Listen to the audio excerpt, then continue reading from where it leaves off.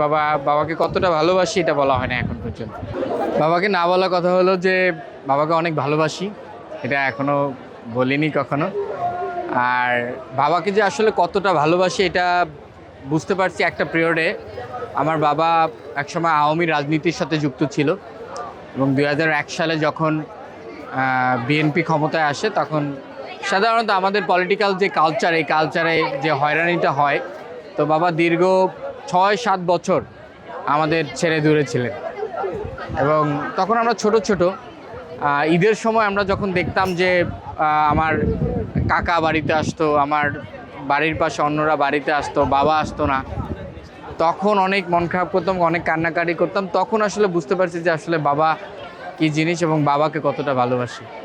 আলহামদুলিল্লাহ এখনও আমরা একসাথে আছি, বাবা সুস্থ আছেন, বাবার সুস্থতা কামনা করছি, মায়ের সুস্থতা কামনা করছি। মা বাবা আসলে এমন একটা বটবৃক্ষ যেটা আসলে যখন থাকে না তখন আমরা বুঝি।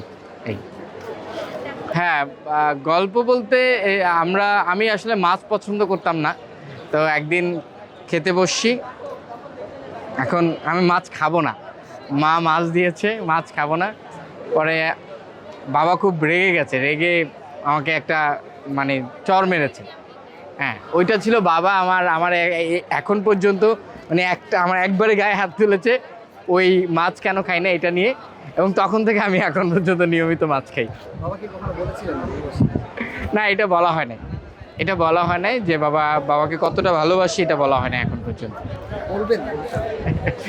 আসলে এইটা আসলে বাবা ফিল করে যে বাবা যখন বাসার বাইরে থাকে অথবা অনেক সময় কাজের জন্য অনেক ঢাকার বাইরে যেতে হয়, তখন আসলে বাবার কাছে যখন ফোন দেই, সকালে কল দেই, বিকালে কল দেয় অথবা রাতে সে কল দেয়, তখন সে বুঝতে পারে যে আসলে তাকে যে মিস করছে অথবা বাবা যে আমাদেরকে মিস করছে এটা ফিল করতে পারি। তো আলাদা করে আর কি বলা হয় না, আর বলা হবে কিনা জানি না।